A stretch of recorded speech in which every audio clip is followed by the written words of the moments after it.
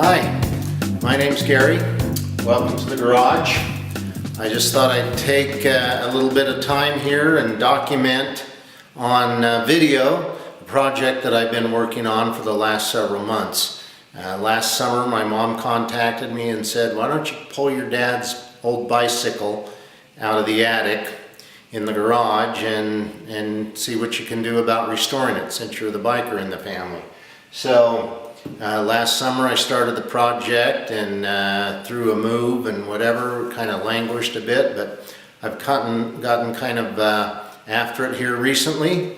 So this is the frame. This is a pre-World War II Schwinn. I believe it's called a B1 Camelback. Notice the little hump on the top tube. The frame is in really good shape. The paint job not so much. There's a little bit of original paint left on here. Looks like it was blue with a white head and some darts on it, but over the years things have kind of fallen apart as far as the paint goes. I've taken all of the components off. As you can see, some of the things, like we got chain here and tires, and I'm in the process of removing rust from all of those parts. So we'll take some time here and look at these in a little bit more detail. I'm actually in the process of rebuilding the rear hub, the coaster brake. I've cleaned up the hub here, but I believe I'm going to leave the nice patina rust on the rims. And some of my biking acquaintances and people I've consulted with have cautioned me about over restoring it. So I'm just going to remove the rust. We're not going to do a lot of plating or anything like that, but we are going to repaint the frame and the forks so that this will be a nice family heirloom I can hang in the house as an art piece, maybe let the grandkids ride it once in a while when they come over. So enjoy the video. We'll see how this turns out. And again, welcome to the garage. Okay, we're back after lunch, change into some work clothes, and gonna do some work here on the rear coaster brake. In the meantime, I'm gonna grab the frame since we're not gonna be working on it. I'm gonna just bring it over here and set it by the real bike. Yeah, things have certainly changed quite a bit over the years from this old Schwinn to my carbon fiber mountain bike. Yeah, it's still a little snowy outside. Yeah, in fact, got some good skiing in this morning, so, but I digress. So we're gonna head back over to the bench. And these are some of the parts that we've been working with. Again, this whole pile of parts here is the rear new departure Model D coaster brake. I'm going to be putting that back together now that I've cleaned everything off. You can see that we've got all the rust off of the chain. It's not the brightest thing in the world, but we've got the rust off. These are some struts on the front part of the front tire. And you can see back there that front sprocket and gear crank was really rusty, but again, we put it in the dip and it's worked good. This is the seat, part of the seat. I pulled the seat apart, and I'm getting ready to do some more work here on the springs and some of the other components of the seat I've got here soaking in the dip.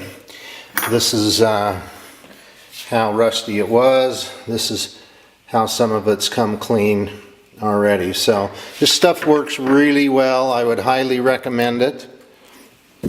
Evapo Rust. You just pour it in a plastic tub, throw the parts in it, leave it overnight, and it's amazing the way it comes clean. Rub it off with some steel wool or Scotch-Brite or both, and it's kind of amazing. So we're going to get things out of the way here, pull these parts out here and start putting together the coaster brake. Okay, we're back in the garage getting ready to put the coaster brake back together and put it in the hub. We have all of the parts here that I mentioned before that we cleaned up using a little bit of brake cleaner. Because these were rusted, they were inside the hub, but you do have to clean them up and get all the grease off. So now, make sure you got plenty of paper towels and rags, because you're going to be putting plenty of grease, excuse me here, plenty of grease on these parts. I just bought some Napa Premium Performance wheel bearing grease. So that's what I'm going to be using. But basically what we're going to do is this part here, we'll end up putting the first bearing on, and then we stack these pieces. The round one without the splines will go on. You see that that has a cutout in it matching the pattern here on this hub. And we put one of those on, and then one with the 3 splines, and we just alternate that all the way till we get them done. And then we'll put on these couple of interlocking pieces and shove it in the hub. Since this is going to take a few minutes, we're not going to show all of this. There's a wonderful YouTube video called by a guy by the name of The Random Mechanic, and so I'm not going to show all of this putting it together, but he's got a great 20-minute video on how you grease up every single one of these pieces, put it together, and so you can go there. YouTube's a wonderful thing, and that's how I learned how to get these parts together to rebuild. So I'm going to start that out here in a minute, and then we'll take a look at the finished product and insert it in the wheels. So stay tuned and stay with me. Okay, we're about halfway through here. Just thought I'd stop a moment and put on the video and show how we're greasing this up, and then we put these on. The ones with the splines do not have the cutout in the middle, so they freewheel inside the hub, and so you have to line all of these babies up either now or just before you put it in the hub to go in some raceways that we're going to look at there in a minute. So we just, push those babies down, grease each one of them good, so that when you put them on, the grease presses out. And again, we're alternating between a flat round one and then the one with the splines. So we're moving along pretty good here, and that grease helps hold everything together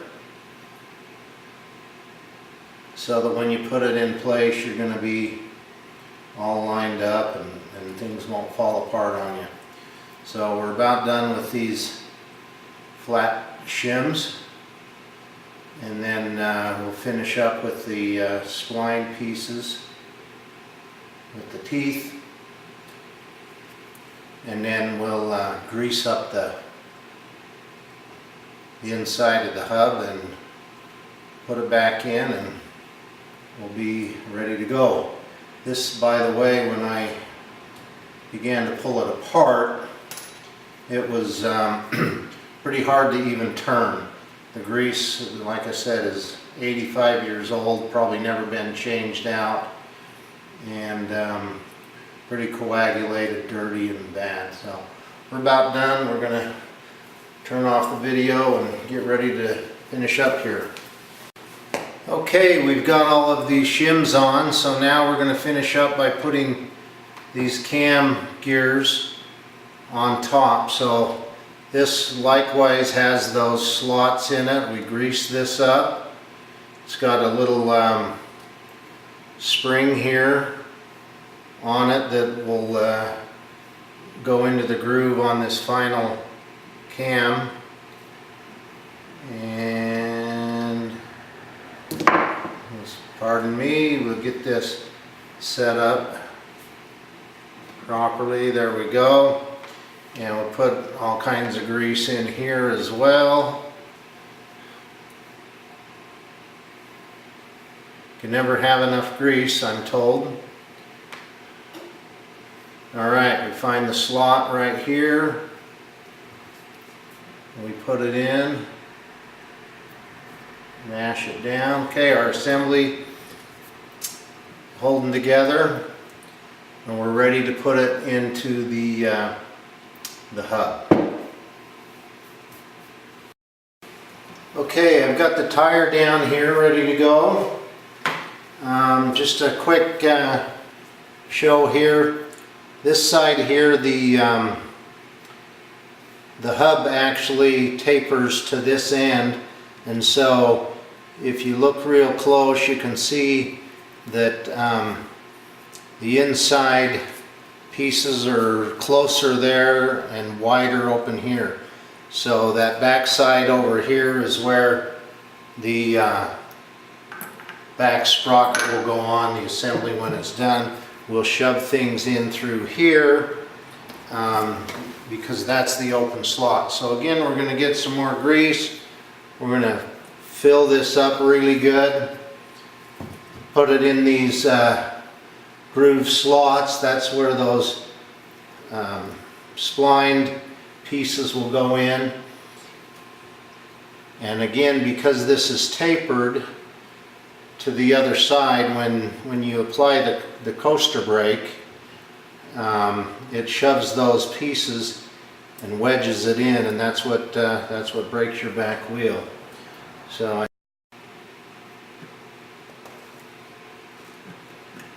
there we go. Got it in good. And so now we turn this around. This is all greased up. We can throw these other bearings in here.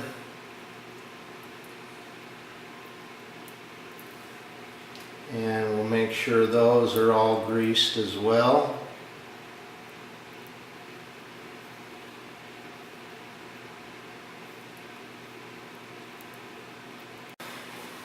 Okay, now after several attempts, we've got the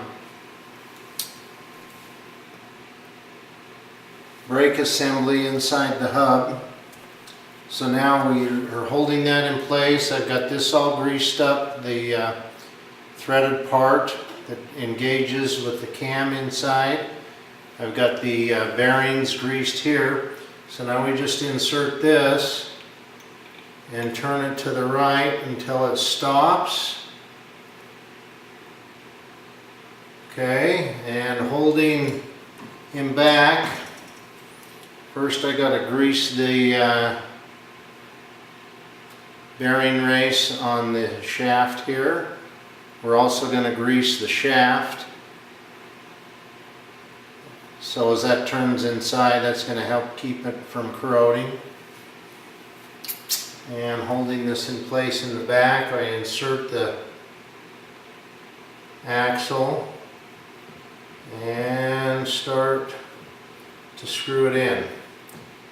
And we'll probably have some grease come through. It's a fine thread, so it takes forever to get this threaded through. Appears to be working okay thus far. And we're good.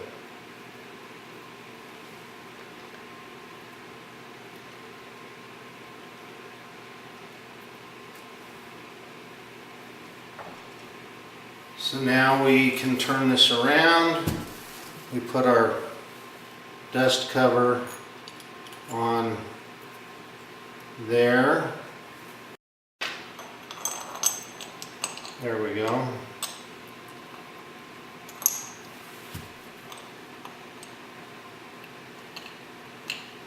And we're on.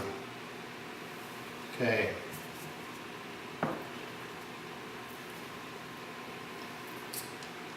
Now we'll put our capture washer on. both sides.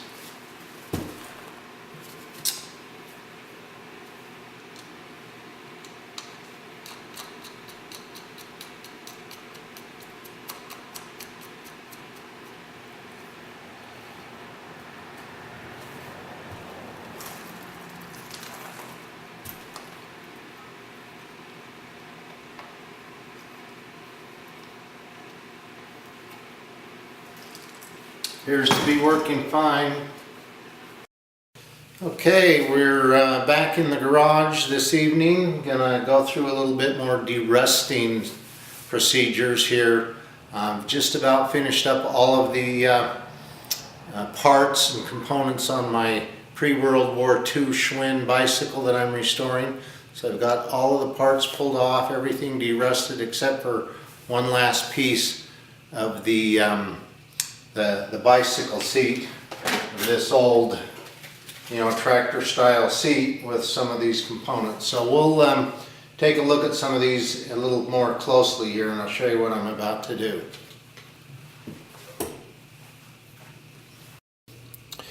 Okay, first off I wanted to show you this Schwinn World head plate that I pulled off. This is kind of cool. It's brass. You can see the brass on the back. I've taped the screws that hold it onto the frame there so I don't lose them.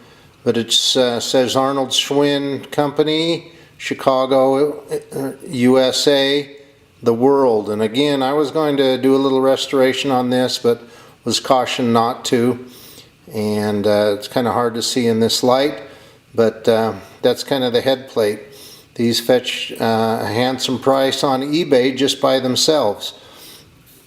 So again, here's the front sprocket and crank that we put in the evapor-rust dip, as I call it. These are all the parts from the that I pulled apart the seat. And I just wanted to show you also how nice and clean the Meteor brake, the Meteor pedals have come clean as I pulled it apart and put the metal parts in and got all the rust off. Still kind of got an old world feel to it because this is the seat post, and that was all nice and brown and rusty, but we've cleaned all those up. Now these are some of the suspension or parts or part of the metal suspension parts underneath the seat, and I've cleaned all these babies up. I put those in the evapor-rust and cleaned them up with some steel wool, and actually had to use a little bit of 60 or 600 grit sandpaper to get some of the harder, tough stuff off. This is kind of fun, kind of restoring. And then what I wanted to show you here in a second is what color this used to be. Okay, here's the final part that I have not cleaned up yet. These were the springs underneath the seat, and you can see how nice and rusty these are, and it was kind of hard to break the posts free, some of the nuts. Anyway, I've done a little bit of work on this, but not much. This spring is a little bit cleaner than this one. This is the fun part. This is something that I had fun kind of developing, is to put this in the evapor-rust liquid. I didn't want to, it was kind of tough to find a way to put this down so that it uses the minimum amount of liquid. So we've got these couple of cups, and it's not what you think. We're not having a drink tonight, or we're not doing Mountain Dew. But this, I'm just going to put these right in here like this, and hopefully not spill it. And so I'll leave that in there overnight, 12 to 15 hours. And we're going to try and get as much in there as we can. Now the interesting thing about the rust remover liquid is they say to just keep using it until its effectivity wears off. So I've got a little bit left over here that I've been using. Whoops. And I'm going to dump it in and fill these up as far as I can with the leftover. And so that should get those springs overnight nice and de-rusted. So I'm going to leave this in, and we'll pull it out in the morning and take a look at it and take some steel wool, and hopefully they'll turn out, because this is the same material, as nice and clean as this part.